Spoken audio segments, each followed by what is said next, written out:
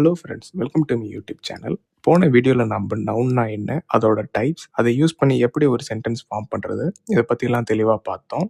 இப்போ இந்த வீடியோவில் டென்ஸ், அதாவது கால வேறுபாடு பற்றி பார்க்க போகிறோம். வாங்க வீடியோக்குள்ளே போகலாம். இந்த டென்ஸோட பேசிக்கான டெஃபினிஷன்லாம் ஏற்கனவே போட்டிருக்கோம். அதை பார்க்காதவங்க பார்த்துட்டு வந்துருங்க. அதை பார்த்தா தான் இந்த வீடியோ உங்களுக்கு கரெக்டாக புரியும். டென்ஸில் மொத்தம் 3 டைப்ஸ் இருக்குது ஃப்ரெண்ட்ஸ். அது present tense, past tense, future tense. இந்த ப்ரெசன்ட் டென்ஸில் ஒரு சென்டென்ஸ் பார்த்தீங்கன்னா subject verb 1 I plus ing plus object அப்படின்னு சொல்லிட்டு நம்ம பிரிக்கக்கூடியதாக இருக்கும். இதுக்கு ஒவ்வொன்றுக்கும் நம்ம எக்ஸாம்பிள் பார்ப்போம்.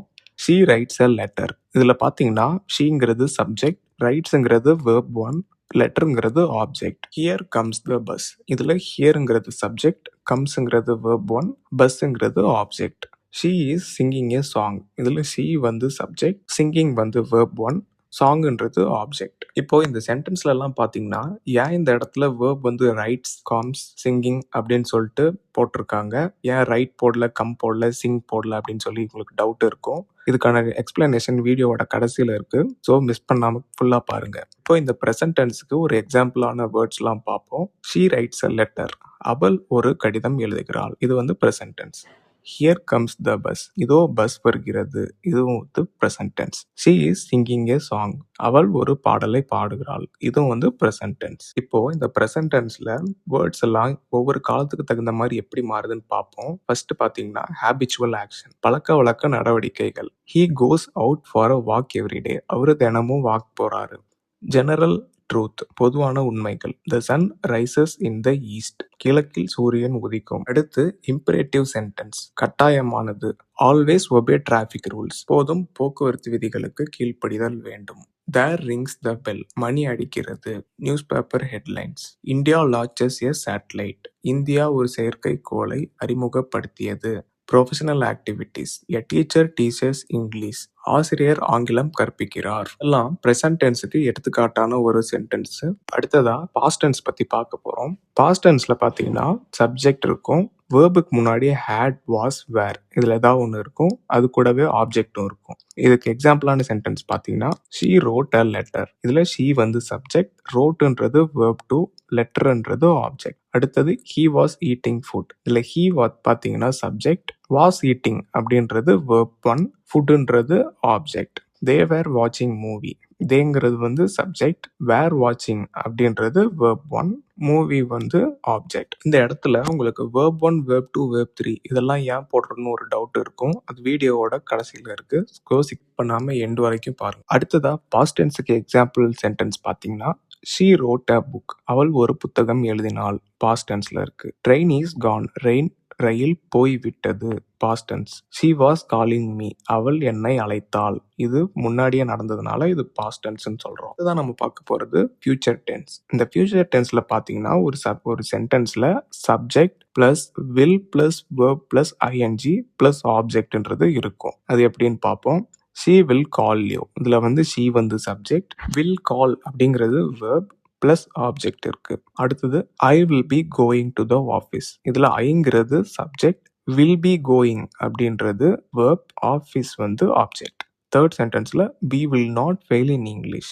விங்கிறது சப்ஜெக்ட், will not fail அப்படின்றது verb, இங்கிலீஷ் வந்து ஆப்ஜெக்ட். சென்டென்ஸ்ல வில் வரன்றதுனால இது வந்து ஃபியூச்சர் டென்ஸ்னு சொல்றோம். எந்த சென்டென்ஸ்லலாம் வில் வருதோ அது வந்து ஃபியூச்சர் டென்ஸா இருக்கும். I will go to college, I will teach, இதெல்லாம் பார்த்தீங்கன்னா ஃபியூச்சர் டென்ஸ். இதுக்கு எக்ஸாம்பிள் பார்த்தீங்கன்னா she will be sleeping, they will be studying, he will be working, we will be cooking, you will be watching TV, it will be raining, I will be traveling, she will be eating lunch, they will be playing football, he will be driving home. இதெல்லாம் future டென்ஸுக்கு எக்ஸாம்பிளான sentence. அடுத்ததா நம்ம வந்து past, present, future டென்ஸுக்கு example பார்ப்போம். I did, நான் செய்தேன் அப்படின்றது past tense. ஐ two, நான் செய்கிறேன், இது வந்து present tense. Future tense I will do, இது வந்து future tense. I run, past tense. I run, present tense. I will run, நான் ஓடுவேன், இது வந்து ஃபியூச்சர் டென்ஸ். ஐ வெண்ட், இது வந்து பாஸ்ட் டென்ஸ். ப்ரெசன்ட்ல ஐ கோ, ஃபியூச்சர் டென்ஸ்ல I will go. I thought, நான் நினைத்தேன், பாஸ்ட் டென்ஸ். ப்ரெசன்ட்ல ஐ திங்க், இப்போ நான் திங்க் பண்ணிட்டுறதுனால இது present tense. I will think, நான் யோசிப்பேன், இது வந்து ஃபியூச்சர் டென்ஸ். ஐ மேட், நான் செய்தேன், பாஸ்ட் டென்ஸ். ஐ மேக் நான் செய்கிறேன். இது வந்து present tense. I will make இது வந்து ஃபியூச்சர் டென்ஸ். ஐ வாஸ் நான் இருந்தேன் பாஸ்ட் டென்ஸ். ஐ ஆம் நான் இருக்கிறேன். இது வந்து present tense. I will be நான் இருப்பேன். இது வந்து ஃபியூச்சர் டென்ஸ். ஐ ஏட் இது வந்து பாஸ்ட் டென்ஸ். நான் சாப்பிட்டேன். ஐ ஈட் இது வந்து பிரசன்ட் டென்ஸ். நான் சாப்பிடுகிறேன். ஐ வில் ஈட் நான் சாப்பிடுவேன். இது வந்து ஃபியூச்சர் டென்ஸ். ஐ drank இது வந்து பாஸ்ட் டென்ஸ். நான் குடித்தேன். ஐ ட்ரிங்க் இது வந்து பிரசன்ட் டென்ஸ். நான் குடிக்கிறேன். ஃபியூச்சர்ல பார்த்தீங்கன்னா ஐ வில் ட்ரிங்க் நான் குடிப்பேன்.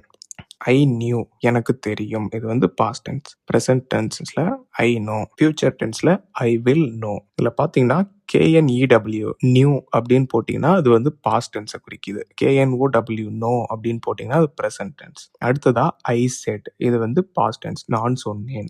ஐ சே இது வந்து நான் சொல்கிறேன். இது வந்து present tense. I will say நான் சொல்லுவேன். இது வந்து ஃபியூச்சர் டென்ஸ். ஐ brought நான் கூட்டிக் கொண்டு வந்தேன். இது வந்து பாஸ்ட் டென்ஸ். ஐ பிரிங் நான் கூட்டிக் கொண்டு வந்திருக்கிறேன். இது வந்து present tense. I will bring நான் கூட்டிக் கொண்டு வருவேன். இது வந்து ஃபியூச்சர் டென்ஸ். ஐ ரோட் நான் எழுதினேன். Past tense. ஐ ரைட் நான் எழுதுகிறேன். Present tense. I will write இது வந்து ஃபியூச்சர் டென்ஸ். அடுத்ததா நம்ம ஏற்கனவே பார்த்த மாதிரி இந்த வேர்ப்லாம் எப்படி இடத்துக்கு ஏற்ற மாதிரி வேர்ப் 1 வேர்ப் 2 வேர்ப் 3 அப்படின்னு மாறுதுன்னு பார்ப்போம். வேர்ப் 1ல வந்து கோ அப்படின்னு இருந்துச்சுன்னா வேர்ப் 2ல வந்து ஐ வெண்ட் அப்படின்னு மாறுது. வேர்ப் 3ல கான் அப்படின்னு மாறும். Eat ate eaten, speak spoke spoken, take took taken, see saw see, do did done. இதை போல வேர்ப் வந்து ஒவ்வொரு இடத்துக்கு தகுந்த மாதிரி வேர்ப் 1 வேர்ப் 2 வேர்ப் 3ன்னு மாறும். இப்போ இந்த வேர்ப் 1 வேர்ப் 2 வேர்ப் 3யை வச்சு எப்படி past tense present tense future டென்ஸ்ல ஒரு சென்டென்ஸ் ஃபார்ம் பண்றதுன்னு பார்க்க போறோம். பாஸ்ட் டென்ஸ்ல I walked to the store. இதுல வாக்டு நடந்தேன் அப்படின்னு இருக்கிறதுனால இது past tense. I walk to the store நான் நடக்கிறேன். இது வந்து present tense. I will walk இது வந்து future tense. She ate breakfast early past tense. காலையில நடந்தது சொல்றதுனால இது வந்து past tense. She eats breakfast இது வந்து present tense. She will eat breakfast will வர்றதுனால இது வந்து future tense. They watched a movie last night நேத்து நைட் நடந்தது சொல்றதுனால இது வந்து past tense. They watch movie every weekend இது வந்து ப்ரெசன்ட் நடக்கிறதுனால இது வந்து present tense. They will watch இது வந்து வில் வர்றதுனால இது future tense. We visited our grandparents yesterday. Yesterday நேத்து நடந்தது குறிக்கிறதுனால இது past tense. We visit our grandparents often. இது வந்து present tense. We will visit இது வந்து future tense. He traveled to Paris last summer. போன சம்மரை குறிக்கிறதுனால இது வந்து past tense. He traveled to Paris every year. இது வந்து present tense. He will travel to Paris. இது வந்து future tense. இந்த மாதிரி டென்சஸ்ல verb வந்து எப்படி verb 1, verb 2, verb 3 அப்படின்னு ஒவ்வொரு வார்த்தைக்கும் மாறுது அப்படின்றது உங்களுக்கு ஏற்கனவே தெரிஞ்சாதான் ஒரு சென்டென்ஸை கரெக்டாக ஃபார்ம் பண்ண முடியும். அது வந்து உங்களுக்கு ப்ராக்டிஸில் வந்துடும். அது அடுத்தடுத்து வர வீடியோவில் நம்ம தெளிவாக பார்ப்போம். வீடியோ பிடிச்சிருந்தா லைக், ஷேர், கமெண்ட் பண்ணுங்க. நன்றி.